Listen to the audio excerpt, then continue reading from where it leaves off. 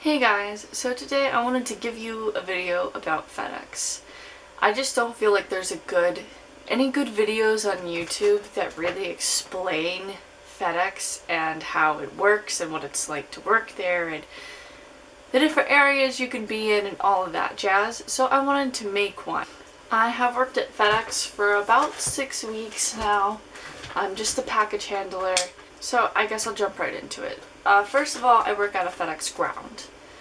And basically with FedEx ground, you're going to work at one of two types of hubs. You're going to work at one, just like a regular hub.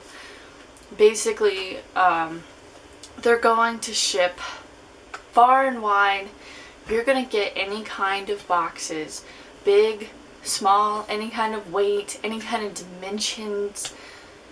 And they're going to ship, they can ship locally, or, like I'm in Ohio and we can ship all the way to like Alaska and Hawaii.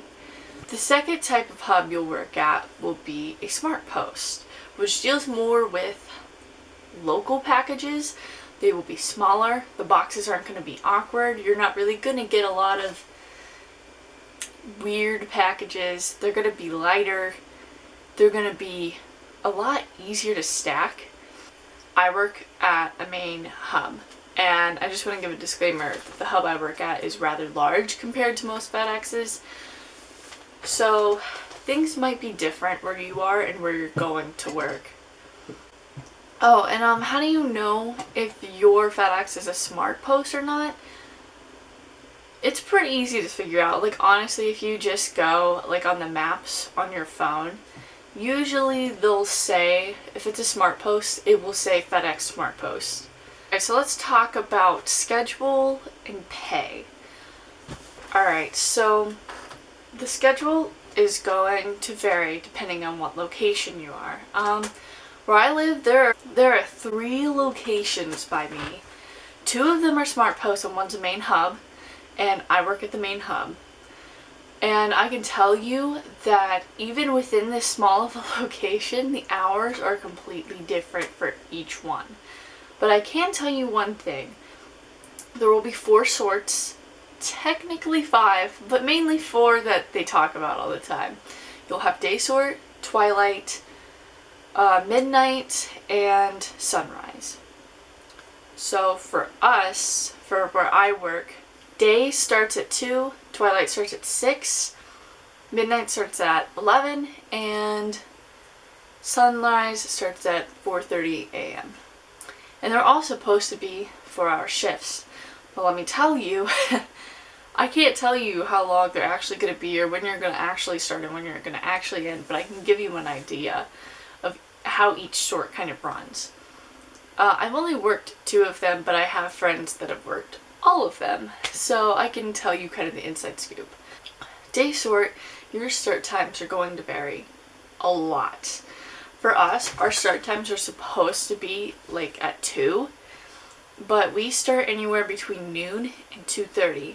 Like I have a friend who works at a smart post location, and she said their day shift is supposed to start at 11:30, but sometimes during peak season they'll start at like 7 a.m. I mean, with day sort, when you go in is pretty open, and it can vary a lot.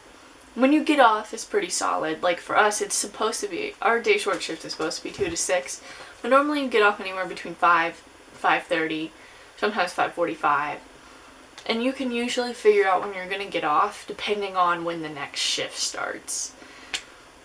With twilight, ours is supposed to start at 6, but it usually starts at 6, 6:30, or 7. And then end times are usually between 10:45 and 11:15. Midnight for us always starts either 11 or 11:30. That I've seen anyways, or that I've heard of. And then they're supposed to get off at 3 in the morning, but they said a lot of times they end up getting off at like 4 or 4:30. And then with sunrise, it has a very stable start time. I've never heard of them starting at any time other than 4:30 a.m. But the end times are terrible. They're they're unpredictable. You could work 3 hours, you could work 7 hours. You have no idea because that is the last shift of the day. And so you're kind of stuck there until the work gets done. And if a truck's late, you have to wait on them. There's nothing you can do. So if you're looking for a shift with the most stabilized hours, I would probably say twilight is pretty stable. Again, your start times are going to vary by location, but I'm telling you kind of how each shift runs. Pay, I'm not sure if this is the same for every hub, but at least at our hub, we have like a base pay you start at, and then if you work full time, you can add $1 on the hour to that. And then if you work the overnight shift, so yeah, midnight or sunrise, you can add another $1 an hour to that. Our start pay is $12.20 an hour. You can, if you work full time, day shift and twilight, you'll make $13.20 an hour. If you work part time, just on the midnight, you'll make $13.20 an hour. If you work full time midnight and sunrise, you'll make $14.20 an hour. I hope you kind of start to understand what I'm saying. Some locations pay less, some pay more. If you are working full time and you're starting and you're working like twilight and you're working midnight, you're basically going to be paid at 2 different rates. So when you work twilight, you'll be paid $13.20. When you work midnight, you'll be paid $14.20. So that makes me want to kind of get into how does full time work, because it's really weird and different from any other warehouse.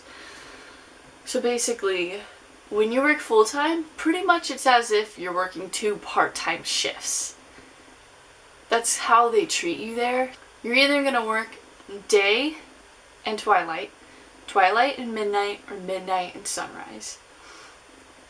If you're asking how breaks work, unless you're in a state that requires you to have a break, which I am not, for part-time, you're not going to get any breaks at all. Full-time, usually your break is just the break in between shifts, but sometimes those breaks aren't very long. So a lot of times they'll try to get you out like a half an hour before the next shift starts. So like say you work twilight and midnight, and twilight's planning on getting out at 10:45 and midnight starts at 11. Usually they'll try to get you out and on your break at 10:30. Oh, and technically there's a 5th shift called pre-sort, but I don't know why, but nobody really talks about it very much. Most of the time people act like that shift doesn't exist. For us, our pre-sort is 3:30 a.m., so it's an hour before sunrise. I don't know anything about that shift. I'm sorry, I have nothing to tell you. Okay, so on to what you'll actually be doing. So there are 4 different areas. There's unloading, primaries, inductions, and loading. So I have worked in 2 of those areas, so I know a lot and can tell you a lot about 2 of those areas, but I do know what the other areas do. So first you have unloading. For us, we have 2 unloading banks. I'm not sure how many trailers there are per unloading bank, but essentially it's unloading a truck, and you take the boxes and you put them on a belt, and they're on their way. Simple enough. From there, the boxes go to primaries. So primaries is basically sorting. So you're sorting the different boxes to go to different areas. For us, we have 4 loading areas, so we have 4 different belts to put boxes on. You have a scanner and a computer on your arm. You scan each package. The screen will light up the color of the belt it's supposed to go on, and you just put it on that belt. Really simple. Primaries is basically one big area. We have different like sections, but they're all kind of side by side. And then from there they go to inductions. Now for us, we only have inductions for 3 areas because our 4th area is very new, and so our 4th area is automated, and so it doesn't need inductions. Let me explain to you what inductions are. So inductions. Inductions is basically where, the boxes are coming to you on a belt from primaries, and you take those boxes and you place them on these trays. And then what happens is those trays travel to the loading areas, and they will basically dump them down chutes to go to trailers in the loading areas. Now our fourth loading area doesn't have trays, it's actually a conveyor belt, and it's really cool. I've seen it. And basically, and I don't understand how this works, like don't ask me, but basically there's these little plastic pegs in the side of the belt, and when the package is at the correct chute, the pegs will shoot out from the belt and push the box down the chute. It's the coolest thing I've ever seen. I got a really great tour when I first started working here, so it was awesome. But basically, if you don't quite understand what I mean by trays and inductions, they're literally just these like square trays, and they're on like kind of a little train system, if you will, and they're clear at like the top of the building. And so the trays are side by side by side, and they go along. It's not a belt, it's, think of it as kind of like a roller coaster. Like when you see seats on a roller coaster and how they're being pulled by that track, that's kind of how the trays are being pulled. And essentially what happens is, and again, I have no idea how all of this works, but when the package gets to the correct chute, the tray's flat, here's the chute, and the tray will tip over and it will tip the package into the chute. So that's how that works. And then you have loading. We have 4 loading areas. They're all different colors.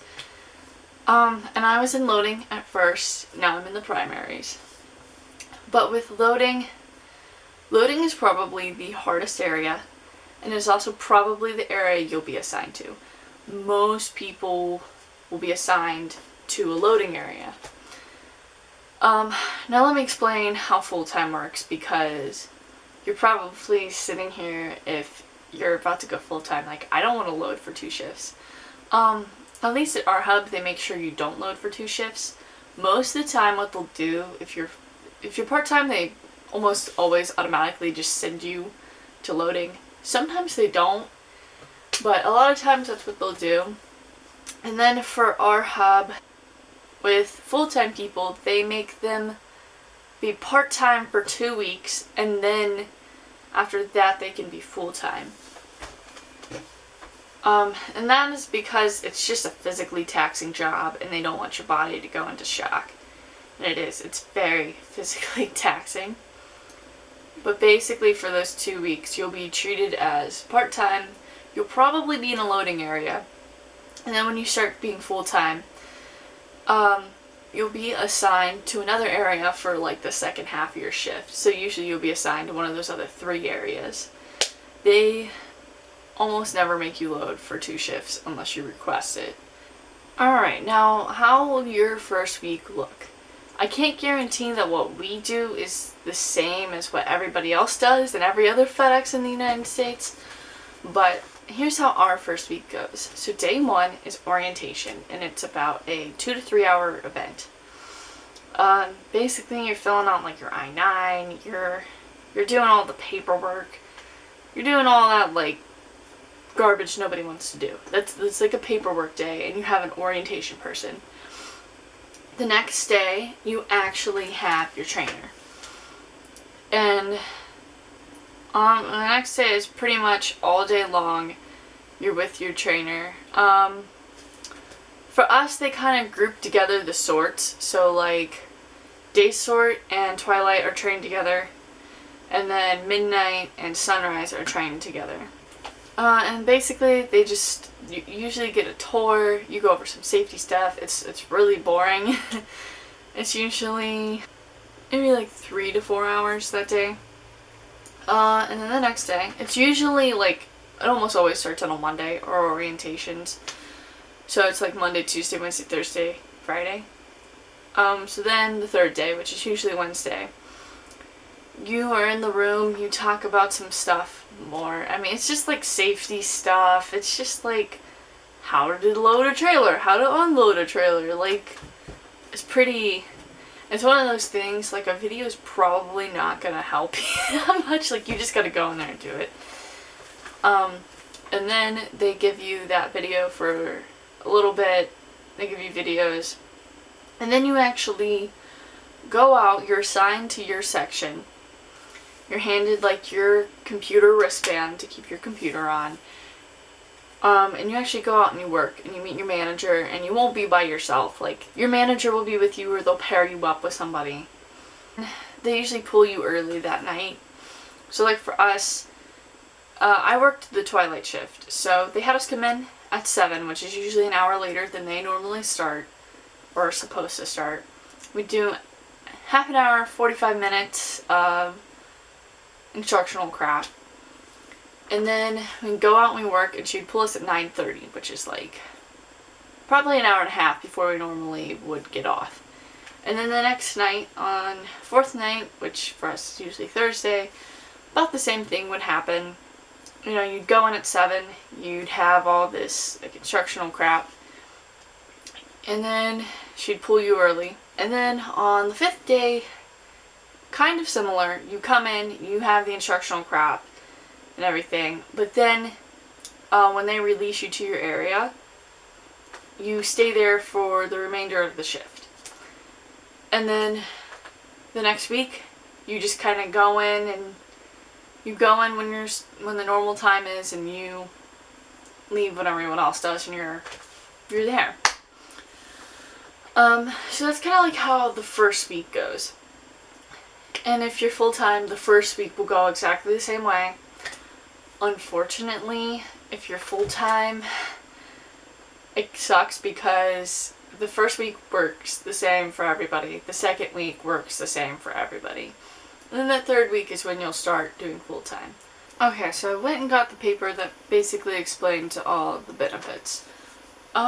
So, again, I don't know if this is going to be the same for every hub.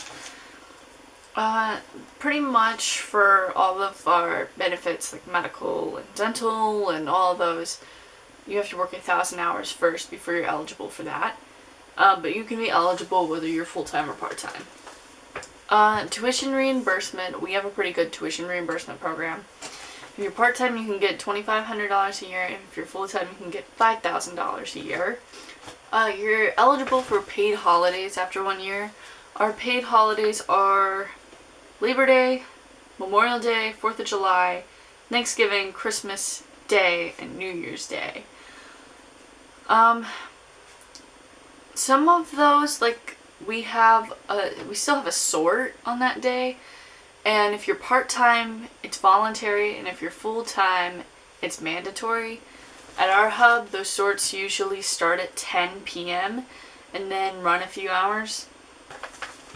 I want to say, I don't know for sure. I think we're not open for sure on Thanksgiving Day, Christmas Day, New Year's Day, but I think on Labor Day, Memorial Day, and 4th of July, they do have voluntary sorts. But essentially, after that year of getting paid holidays, if you do decide to work those, it's double time and a half, because you get paid time and a half for a holiday, and then plus you get the paid holiday on top of that.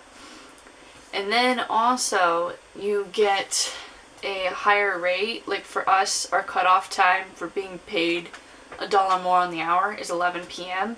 And after 11 p.m. you make $1 more on the hour. So if you're used to working day sort and twilight and you work that, you can get an extra $1 on the hour that is being counted into that time and a half.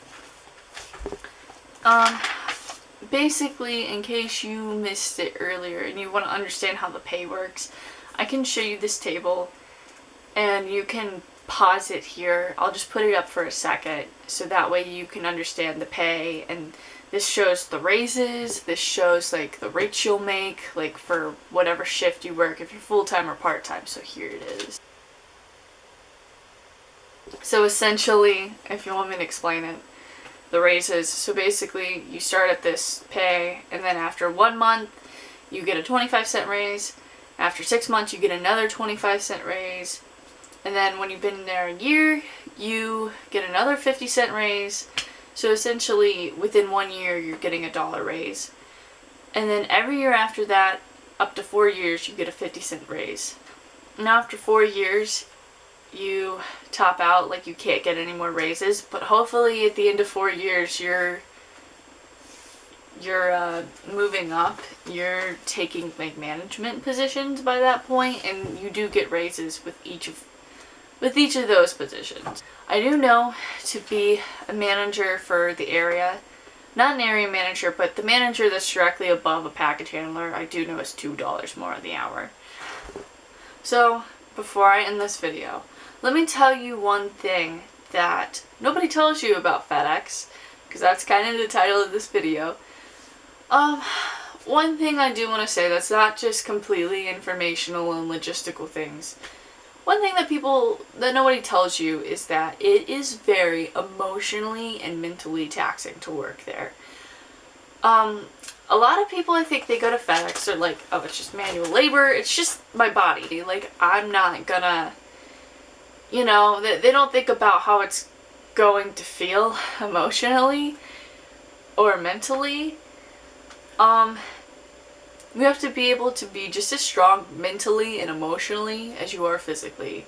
Because let me tell you, when you're in a trailer for 5 hours and packages are coming down to you and it's just so backed up beyond belief, like you can't even, there's like not even a light at the end of the tunnel, and no matter what you do or how hard you try, like it's just backed up and there's nothing you can do. That does something to a person. Personally, I don't let it bother me, you know, but I'm just that person. It bothers a lot of people. It makes them very angry. It stresses them out. And then some areas are super boring, and that's hard to deal with too. And you think, oh, I'll be fine, but when you're standing there and you have 3 hours left and you're just bored out of your mind, like you just want to rip your hair out, and you have to be there for another 3 hours, it's hard. It is really hard to keep going. But yeah, I just want to say, if you're gonna go in there, you need to commit, like right now. You need to say to yourself, I'm gonna get through this no matter what. Or you need to say to yourself, I'm gonna work here a month, and then after that, I'll figure out if this is for me or not. But if you go in there going, I'm just gonna see like how this works out, you're gonna quit within 2 weeks. I'm gonna tell you that right now. You have to go in there with the right mentality, the right mindset, the right attitude, because if you don't, you will fail.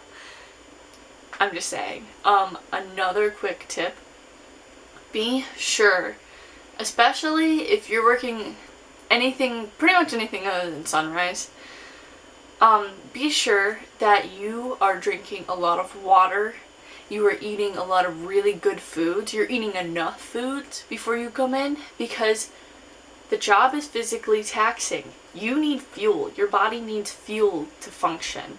It needs water to stay hydrated, especially in the summer, because if you're in loading or even unloading, like those trailers get 10 to 15 degrees hotter than outside.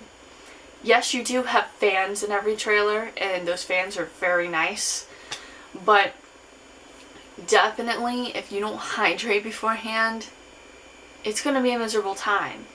You know, there are so many times I go in and I'm just exhausted, and it's terrible. Absolutely terrible. So do not drink a Monster and think that that's going to be good enough, because it's not. You are going to pass out in a trailer.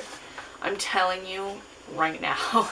But anyways, that's all I have to tell you about Fedex. If you have any questions at all, please feel free to comment down below or to DM me, whichever. I don't mind answering any questions. Again, I've only worked there for 6 weeks, so I don't know everything, but I've learned a lot.